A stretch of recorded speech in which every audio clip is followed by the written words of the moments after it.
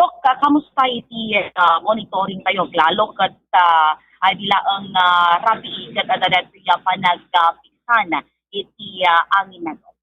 Okay, may monitoring tayo. So far, dato'y from Kaawakan to Baksil, oray dito'y mapan iti south of the river, especially dito main thoroughfare, kasabol met amin.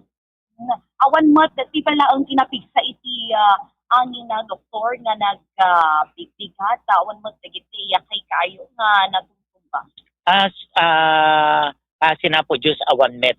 Digitay lang basit na gitay kastang na ikat mi met ten DJ nga obstruction no ko. At the same time ti may salaing reported nga case pa lang is from Pila na itayab iti Galbana. That's why adamet nga napanmet ti CSWD tayo. Kamusta nga rin ng doktor? Dati na tayab iti Galbana. Datoy through the help of the barangay officials and barangay captains da transfer da kadatay kabsat na metlaing. Doktor, idila ang kalma na kata amin evacuate pa yun kata nagsubin kada giti tainganda at kata paman nga datoy rimabi na kata talaga nga nakapigil sa mata na iti angin na inya datoy yung kakiti pag-uwan. So awan mo sagitay nagpa-responde kuma or di mawag niya tayo nga aga subli naman nun iti evacuation centers kapag ti amak na kada di pala ang kinapigsa ti angin na dito. Ti city government lat da kang metakang kanayon ditoy through the leadership of our mayor ito nga da kang latat ditoy tano kas pagarigan kailangan da nga responde tayo when no i-evacuate tayo ialisto tayo kanada alisto nga ron through the help also of the barangay. That's why we are coordinating adamit ijay GC tayo no adaman kailangan da ag ibagada ang ijay GC ni nga Lawag City Emergency Response Team. Itiya pa surusur tayo mo doktor sama dagiti coastal areas tayo.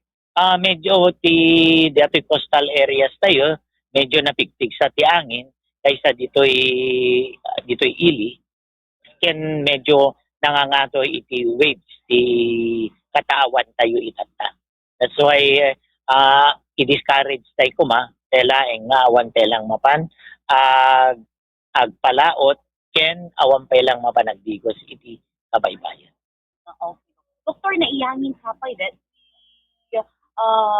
baga cover na dagdag pa atsandaan na rin si timbaan. When dato iti alat ng Galba iti diocese iso nga itatay agsapa digiti na itayab inayos met through the help namin kadwa tayo iti BFP nga nangayos dagitoy and at the same time iti Department of Public Safety through the DJ Hepeda ni Apo Med nga Monroy ikam ni iti science na no pa katno na admit nga dati ang moment ito'y agtravel. Awan mo pa iti casualties tayo doktor dito yung syudad. Kasi na po Diyos awam met pa. Doktor, karati ang gundang ay makadkadwap na pa ni Bomba J. Bomba J, nanda pa iti sa Ludsudom ken ni Doc Melvin Manuel. Go ahead. Maraming salamat na Bombo Cristian imbang bigat mo, Dr. Manuel. Amok na banbanog ka na doktor. Gapotasi po di kalmang ka talagang napuypuyatan kayo. Nagginatapay parbangon na di kalman dito sa City Hall. Talagang siririing ka pa'y laeng. So, atatake na sa awen, doktor, tataawanan, nagitay evacuees tayon nga kasapulan nga agtalinaed, uno may kabil manen, kada iti evacuation center, dito yung syudad Tilawag, sir. So far, awam met pa iti nagpatulong when no mapan iti barangay hall. Kasi usually ngamin dato'y Bombo J, ipagpatulungan da nga umuna no kway barangay officials mapanday iti barangay captains da then di barangay captains da met no kwa they will coordinate with us. Iso nga titinulong kami kadakwada nga mang taripato when mang tulong kadagiti kailangan na nga matulungan.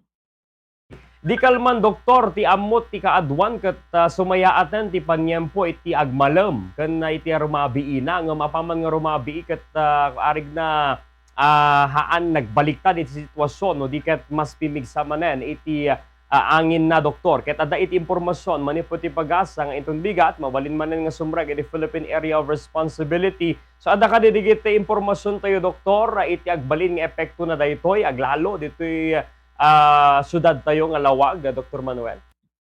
When adamit ti information tayo kasi we will be basing may isang pang basis tayo is DJ warning ti pag-asa when advisory na so nga naki-coordinate tayo early morning or ready rabi kadakwada actually Bombo J for your information as of kaninang itatay bigat datoy pigsa ti angin is about 24 miles per hour. So nga medyo hamit unay nga napigsa ngem kadatoy di uni na kunada.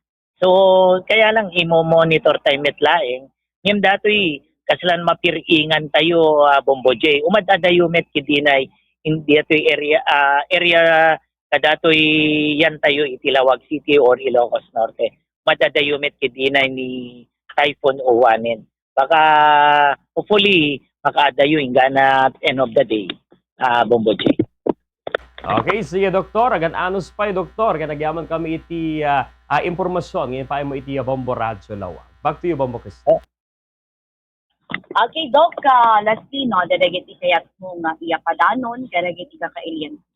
Okay, thank you very much. Titultulong ti Bombo Radyo Lawag. At the same time, no, kadi kailangan nyo ti tulong iti Lawag City, ibagayo lang iti barangay officials yo sa danto ti barangay officials no kwati mang kada kami i-contact da kapnon napimpintas ti proseso tayo nga agtitinulong.